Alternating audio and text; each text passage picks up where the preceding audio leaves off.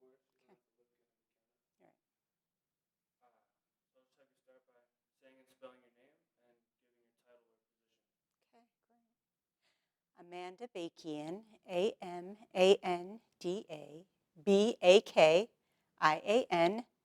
Professor of Psychiatry at the University of Utah and the Huntsman Mental Health Institute.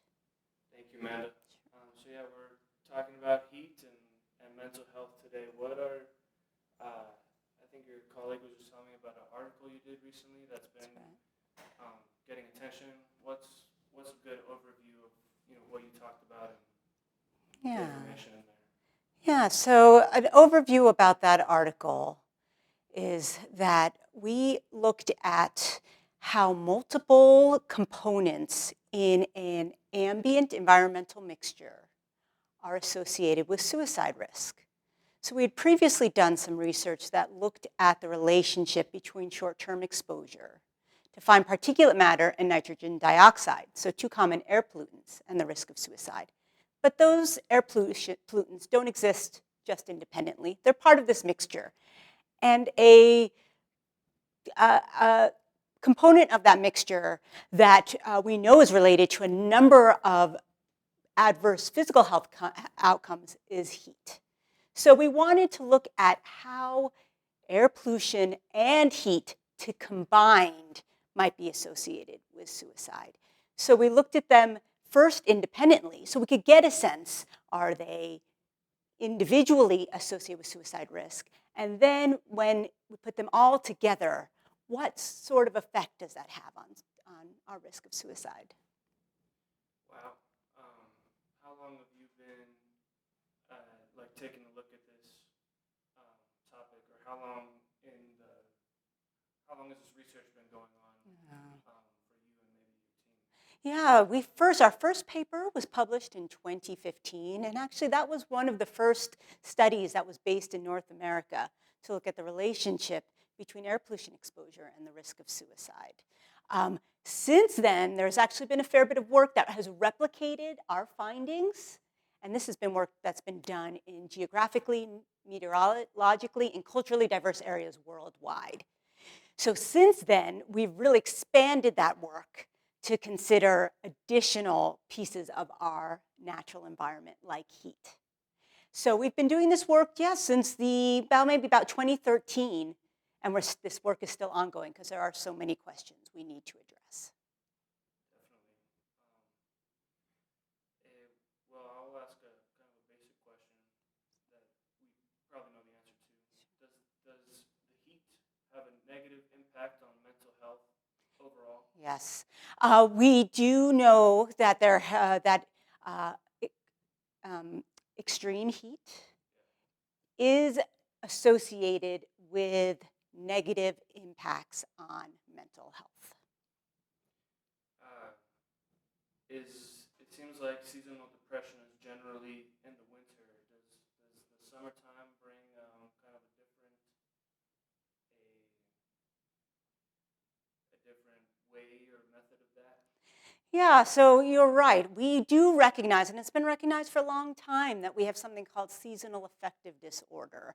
And then even outside of the actual diagnosis, we realize that for some individuals, the wintertime, the cold temperatures, sometimes here in Utah where we experience these wintertime air inversion events, we get this grayness. This is not unusual in other places in the United States.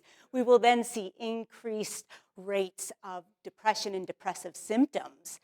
In the summertime associated with heat, we may see slightly different types of symptoms that are associated with depression. We might see our standard sort of blues and being down, but we may see also some more irritability, some more anxiousness. These are also symptoms that are common with depression, but can vary seasonally and can have also been linked with increased heat. How can people maybe treat themselves, if the heat or the weather was impacting them? What can they do to maybe lessen the effects of the weather? I don't know, something to ease the mental health aspect. Right. So fortunately, while we can be concerned about extreme heat, we're about to go, this weekend is going to be hot. We realize that. Fortunately, we don't have to panic because we can prepare.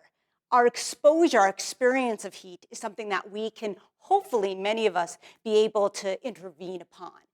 And so there are some steps we can take to prepare to lessen the effects of this extreme heat.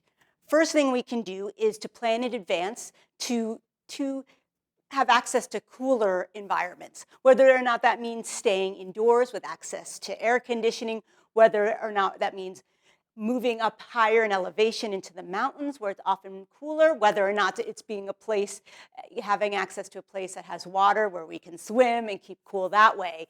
That's one thing that we can think about. Another is that we might want to change the timing that we are outdoors. For many of us, being outdoors brings us lots of joy. It actually is very good for our wellness. It's good for our mental health. We like to exercise and recreate outside. A weekend like this, we may have to recreate very early in the morning or late in the evening instead of the middle of the day. So being thoughtful about when we're being outside is important. If we are outside and we are exposed and experiencing this extreme heat, staying hydrated is really important as well. And I think it's really important to understand how else this heat might affect us, right? Not only maybe does the heat itself just stress us out, potentially just make us directly irritable, just feeling that heat on us and experiencing the direct sun, but because it might change our behavior, that can also impact us. If we're not getting the exercise we're used to getting, if it disrupts our sleep, which it certainly can do, it's really being aware of those as well. These are important things to take into account and consider in advance of knowing it's going to be hot out there. Love that. Lots of good information. What time of day is probably when the heat or the weather is like kicking in the most? You know, you mentioned maybe going to exercise early in the morning when it's not too hot. What time of day is like the critical? Well, we often think of the midday to mid-afternoon, late afternoon, sort of being that really critical hot window, because not only are we getting the heat itself, so the ambient heat around us, but the sun. So those together can actually make it feel especially hot. And then also, even though Utah, we don't think of Utah being a very humid place, in the middle of the day, that's when the vegetation around us is going to give off it's going to transpire the moisture that it has. That's going to raise the humidity as well. So in combination, that's when the heat feels the most extreme. Yeah, definitely like around noon, middle of the day type of thing. Exactly, yes. Okay. What advice would you have for people that are struggling with mental health, maybe related to, there's tons of factors that affect That's that. so true. But what advice do you have for people, maybe like resources they could check out, anything really? What advice do you have for Advice I have is to, if you know you are susceptible to changes in extreme weather, such as we're being presented this way this weekend, right? And it also falls on a weekend, which is another thing to be aware of, right? So we're more likely we have things we want to be doing on the weekend. Plan in advance. Also, think about the people who are around you. If you are aware of family members or friends who are a little bit more isolated in general, this is maybe a time to especially check in on them, see how they're doing. Can you help them access types of resources that they need to stay cool and comfortable? So thinking about your needs, thinking about the people in your community, that's really important. I think the positive aspect of this is that we know that at least while we have found links between heat and mental health outcomes like suicide, it's the way we interact with heat is changeable. It is modifiable. It's something we can do about, which is a really positive aspect of even what can be seen as something that has some negative implications. Love that. Thank you. Where can people like read more about this? Maybe see your research or that article you were talking about. Where can they like access it or see it? Yeah, absolutely. That's a good question. It is posted. It's actually a open access article, which is easy to share. I think actually, if you do a search online, with my name, you could find it. Yeah, that's a great question. I'm trying to think if there's additional sort of resources that are out there. You know, we've had a press release at the University of Utah about the research. There's been a number of news articles that you could probably find if looking for it. When was that press release? Press release was in April, I believe. Yeah, of this year. Okay. That's And right. Was that press release talking about the things we've been talking about? Yeah, I was talking about the heat component of that finding. Another piece of that paper that we found to be very important is while we found that there's a relationship between increasing heat, and especially in the short term, and risk of suicide, we also found an increasing risk of suicide associated with exposure, again, to nitrogen dioxide and fine particulate matter. These are air pollutants that are common, and together, these effects are even more amplified. So that's really important to know that, you know, individually they're important, and then together, like we have to think about as we go into the wildfire season, right? Right now, well, this weekend, you know, maybe our air quality is going to be okay, but you know, in the future, we also have to take into account maybe what the wildfire air pollution is looking like, and if that's present at the same time as heat. Right. I don't think we touched on the pollution too much. What is how more dangerous could it be to mental health with pollution and heat? Yeah, Especially here, we've had several fires, that's right. and the sky, I mean, looks post-apocalyptic Yeah, that's outside right. sometimes. So what did you guys find with looking at pollution as well being a factor?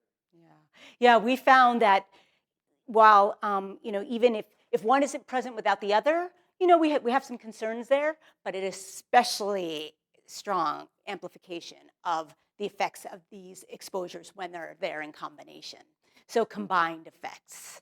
And you know, that might be the result because they are kind of affecting us in different ways. So when they are affecting us in different ways, there's different biological mechanisms that are present. There are different forms of stress, and really that's what they represent. Like poor mental health is a response to stressors that we experience and process.